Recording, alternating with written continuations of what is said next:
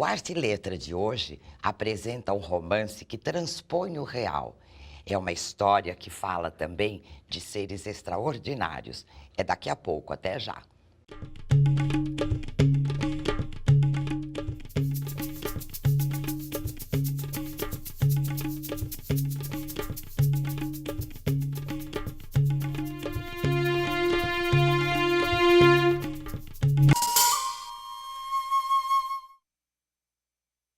Olá!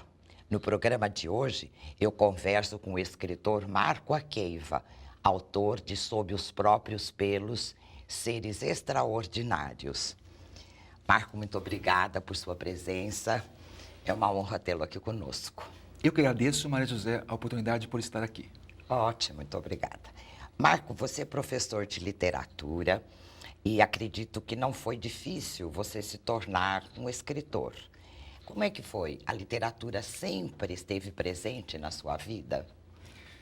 Bom, a literatura é, de fato, uma presença muito marcante na minha vida, desde a infância.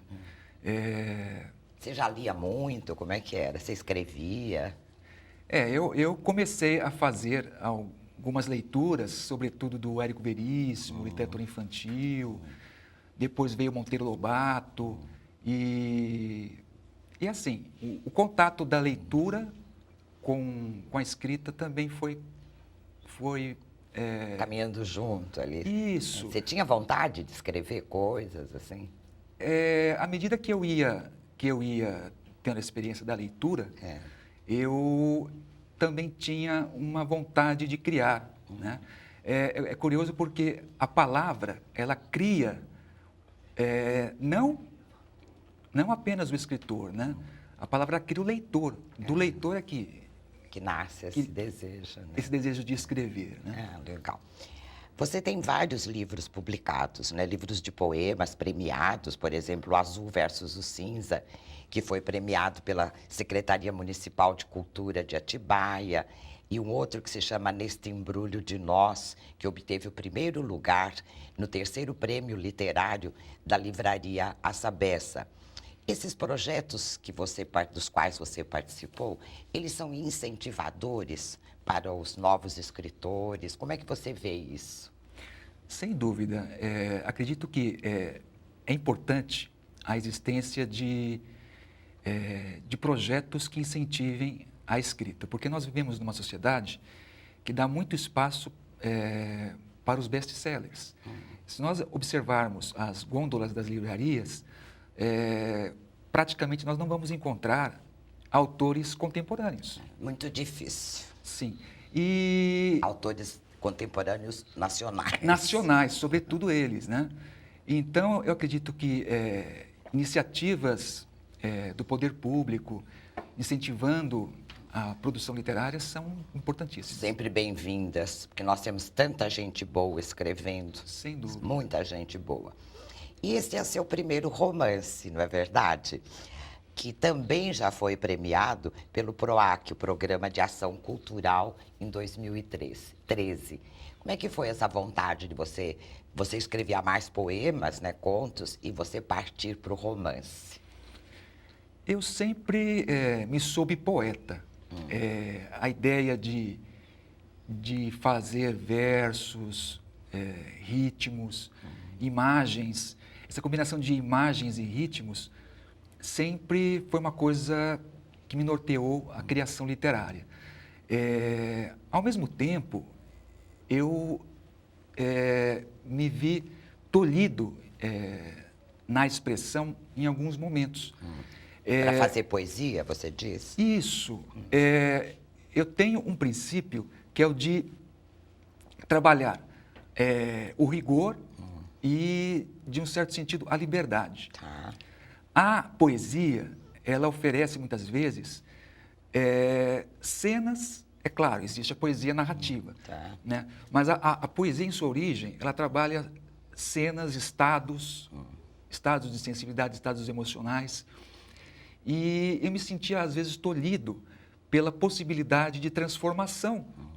Acho que você estava buscando era mais espaço para colocar suas ideias. Um certo espraiamento mesmo, que a poesia não Não oferece. permite, não. Então, o romance...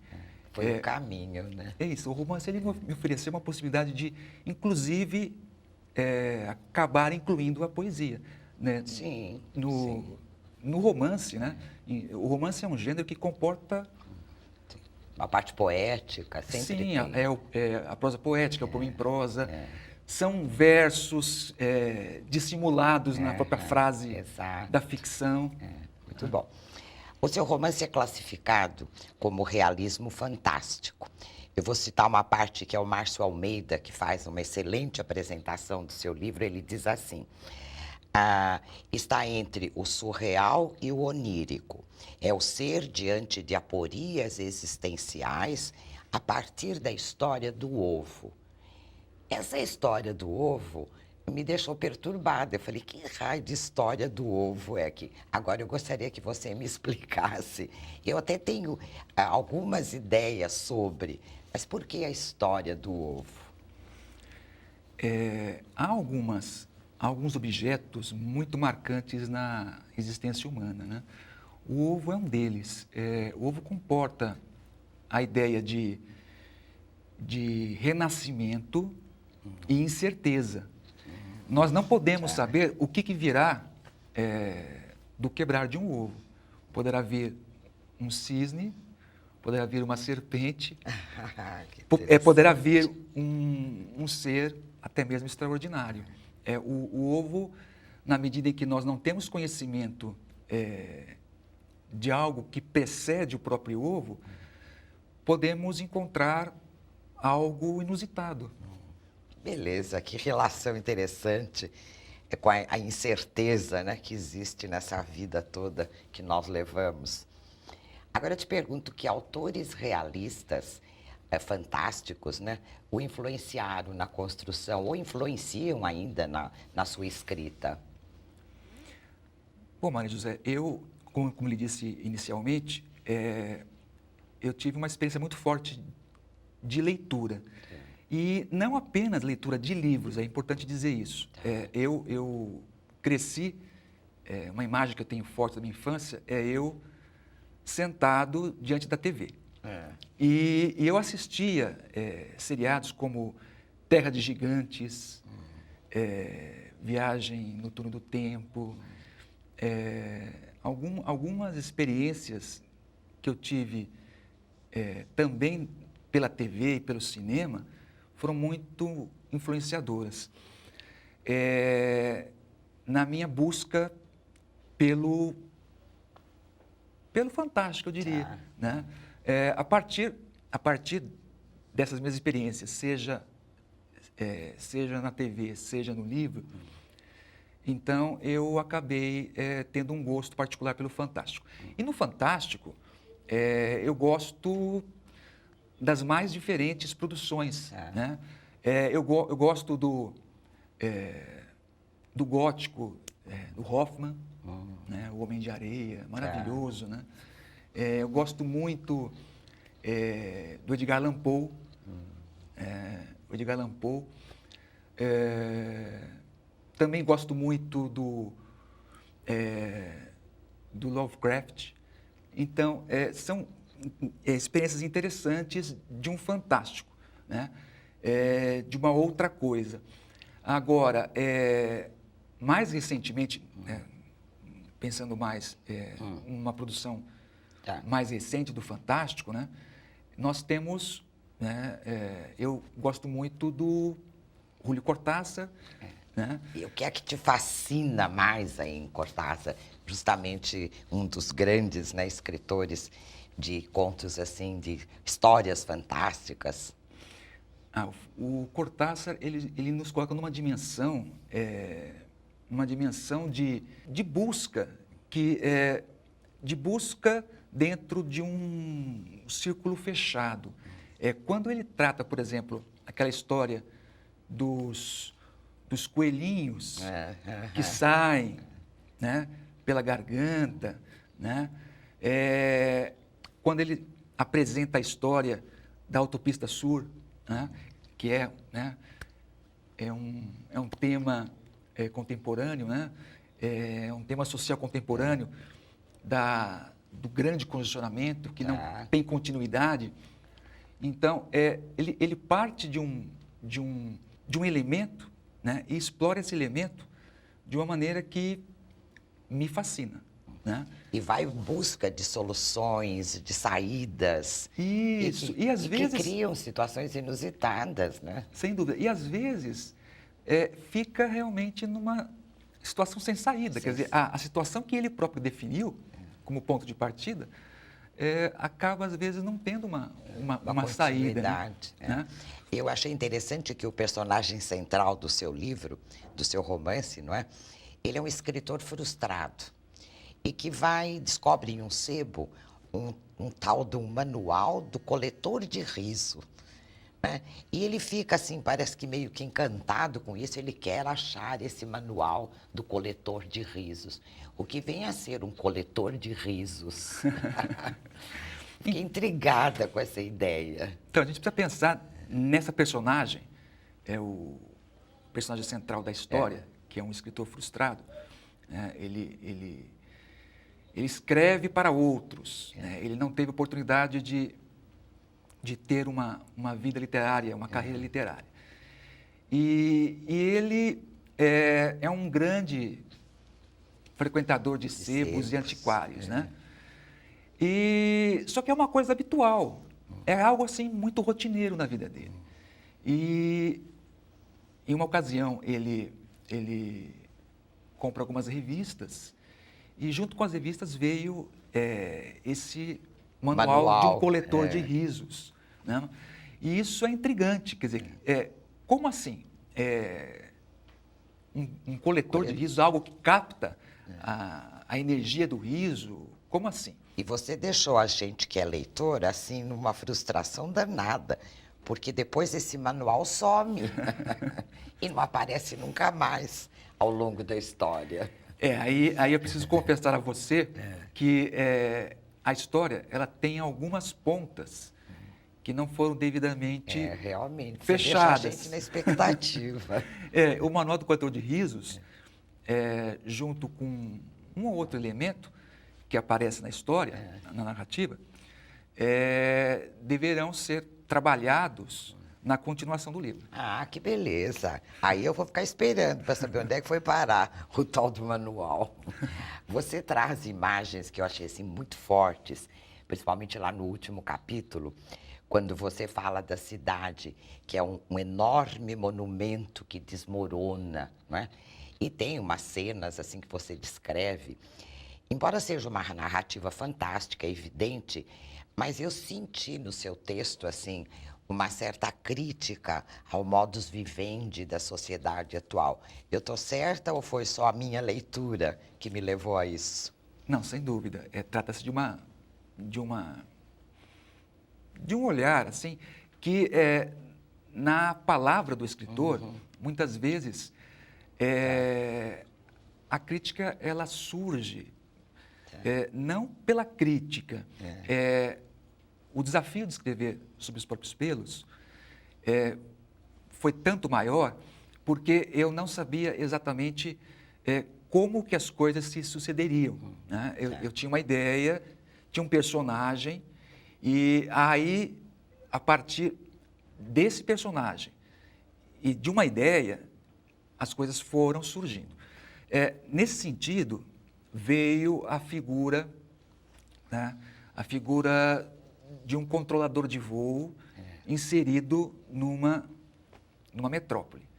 E a ideia de que nós, mesmo o ser humano, tentando controlar todos os processos, todos os detalhes da vida, há sempre algo que nos escapa. Ai, quanta coisa que nos escapa, não é? Sim, e a ciência, a tecnologia não dá conta.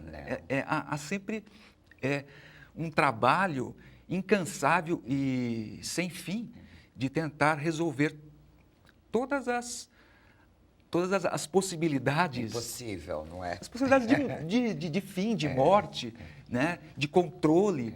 E aí sim que entra esse contexto da crítica à cidade que sofre o apocalipse. Sem dúvida.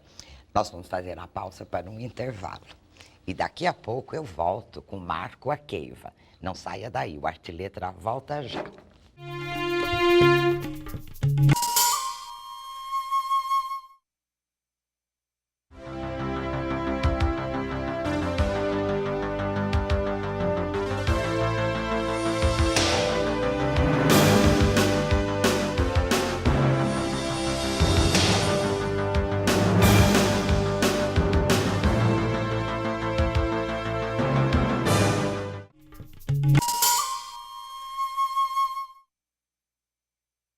O Arte e Letra está de volta e hoje eu recebo Marco Aqueiva, autor do livro Sob os Próprios Pelos, Seres Extraordinários.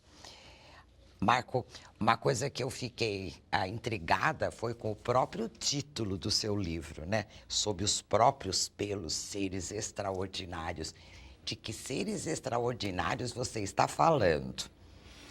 Eu fiquei intrigadíssima com isso. Bom, mas José, eu pela minha vivência, né, pela minha vida, eu convivo muito com amigos imaginários, vamos dizer assim. Então você já nasceu com uma imaginação assim muito fértil, né? Agora está na moda, estão na moda os amigos imaginários, mas é uma coisa de criança que vive, que vai se desenvolvendo sozinha, né? O protagonista da história, ele é um escritor. Ao mesmo tempo, ele não consegue lidar bem com algumas coisas, né? Daí a frustração dele enquanto escritor. O Theodor Baldanders, que é uma figura, né, muito importante na narrativa, Baldander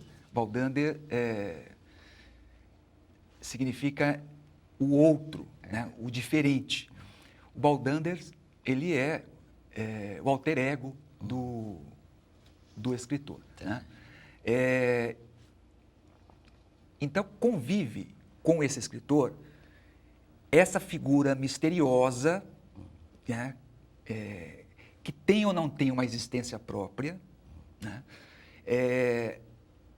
Convive com esse escritor essa imaginação muito fértil, né? E, ao mesmo tempo, cria-se uma ambiguidade que é gerada pela própria palavra. Então, esses seres extraordinários, né, para sintetizar uma resposta, eles são resultado do próprio processo que a escrita vai desenvolvendo. É interessante, porque você pode imaginar uma porção de coisas, né? Sim. Tudo aquilo que nos habita e que nós mal conhecemos, né? Sim. De uma certa forma. E tudo aquilo que vem, por exemplo, do ovo, ou do aquilo que pode vir do ovo. Exatamente. E que a palavra que nos traz, que Sim. traz à tona. É muito interessante. Uma coisa que eu gostei bastante também foram as fotos que você traz no livro. Essas fotos foram feitas por Simone Adame, não é? E são esculturas de Wagner Priante, que eu acho que casaram tão bem com o seu livro, porque elas têm figuras assim, lembram alguma coisa fantástica. Como é que foi a criação? Como é que você escolheu? Ou foi isso a editora que fez a escolha? Como é que foi isso? É interessante, porque Tem umas muito bonitas. a tarefa do escritor é uma tarefa solitária. Mas esse trabalho, e é isso que me dá muito prazer na literatura, é ter contato com outros escritores. Esse livro, ele é resultado de um esforço colaborativo, solidário. Então, o Wagner Priante, que é o autor das esculturas, né, ele leu os capítulos, né, e produziu peças a partir da interpretação que ele fez. Eu imaginei isso, porque casa tão bem com aquilo que você está escrevendo.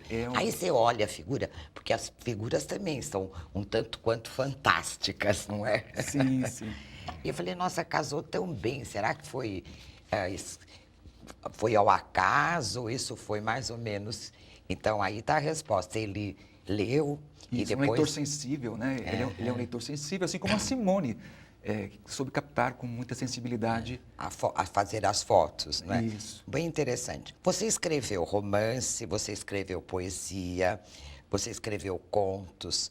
Como é o seu processo de produção, assim, literária, nesses estilos tão diferentes? É o mesmo? Você percebe variações? Como é que você trabalha para produzir cada um deles?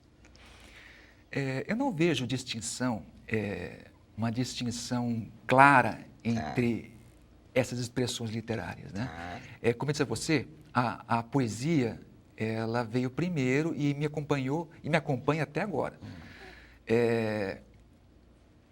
A prosa ficcional, ela surge de uma necessidade que a poesia não me dá. A poesia trabalha muito, como eu disse a você anteriormente, ela trabalha muito com estados, com cenas, coisas mais, talvez mais estáticas. A ficção trabalha com a transformação. Aliás, a ideia de transformação é, no livro, algo essencial, né? A ideia de metamorfose, né? Aliás, o próprio Baldanders é aquele que se transforma incessantemente, né?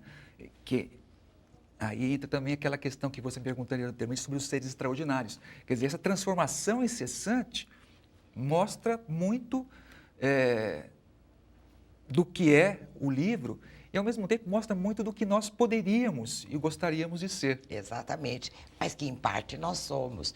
Porque se nós nos olharmos para trás, nós, lá na infância, a nossa evolução até chegarmos à vida adulta, à velhice, nós somos, ao mesmo tempo, a mesma pessoa, mas olha quantas transformações nós sofremos.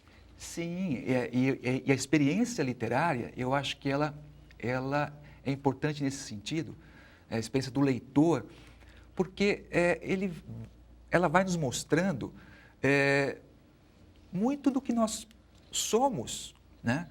E que nós, às vezes, nós não conseguimos enxergar. Provavelmente.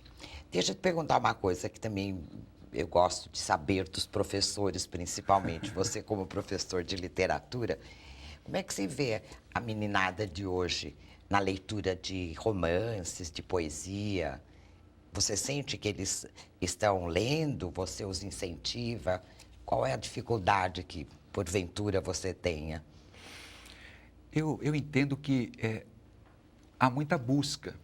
Há muita busca pelo conhecimento, pela aprendizagem. Mas há um fenômeno muito curioso, que é assim, a imposição de um modelo. Hoje se determina que todo jovem tem que fazer um curso superior. Pois é. E, às vezes, aquele jovem, ele não tem a bagagem, não tem o repertório sociocultural necessário, por exemplo, para encarar um curso de humanas, que prevê uma bagagem. Nossa. Né? Então, eu acho que existe um problema aí, né? A formação dos jovens hoje está bem comprometida em termos de formação desse repertório sociocultural, leituras, né? E trabalhar com o estudante na área de humanas não é fácil. Não, não é não. E a gente sabe que eles têm necessidade de ter essa bagagem, não é? E é difícil. Há exceções, sem dúvida nenhuma. Eu tenho alunos que gostam de ler e leem continuadamente, mas muitos não têm esse hábito da leitura. Uma coisa que eu quero saber de você, o que são os Quatatis? Você faz parte de um coletivo, né? O que é um projeto? O que significa Quatati? O que são os Quatatis? Olha, o Quatati surgiu de uma blague, talvez. Né? Quatati lembra Quati. Então eu fiquei pensando, que bichinho é esse? É um bichinho? O que é? Mas também Quatati, o Quatati ele surgiu como um coletivo dedicado à pesquisa e divulgação literária. Tá. Eu e outros 3 escritores fomos premiados e aí resolvemos juntar esforços nesse sentido, né? E Aí surgiu o coletivo, nós estamos tentando fazer alguns trabalhos juntos, né? Porque a tarefa do escritor é muito solitária. É bastante. E eu acho que para fazer frente à indiferença do mercado, acho que juntar esforços, fazer um trabalho coletivo pode dar um caminho e um sentido e uma visibilidade que nós não teríamos se não fosse. Acho ótimo Enquanto grupo. isso, formar em grupo, troca-se ideias, a possibilidade de convidar outras pessoas, incentivar outros que queiram começar a escrever. Acho uma ideia fantástica. Você teria alguma dica, assim, para novos autores que estão tentando começar a escrever, publicar um livro, que ajudaria alguém, assim, nessa situação?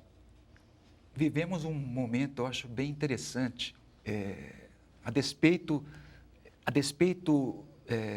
da invisibilidade dada ao escritor hoje, há oportunidades de publicação por editoras independentes, como a Patuá, a Oitava Rima. E essas editoras oferecem, então, possibilidades de troca. As redes sociais, elas são também um importante divulgador de poesia e prosa, né? Agora, essencial mesmo ao escritor é a leitura. Quer dizer, antes de ser um escritor, é preciso ser um leitor. Sim. Um leitor bem assíduo, né? Se alimentar. Sim, exigente, né? Se alimentar disso. Bom, nós vamos esperar que você faça a continuação do seu livro, para nós sabermos quem é o coletor de risos, onde é que está esse manual, e depois você volta aqui para nós, tá bom? Muito obrigada por sua presença e sucesso sempre. Obrigado, Maria José. No programa de hoje, eu conversei com Marco Aqueiva, autor do livro Sob os Próprios Pelos, Seres Extraordinários. Espero que tenham gostado do livro de hoje.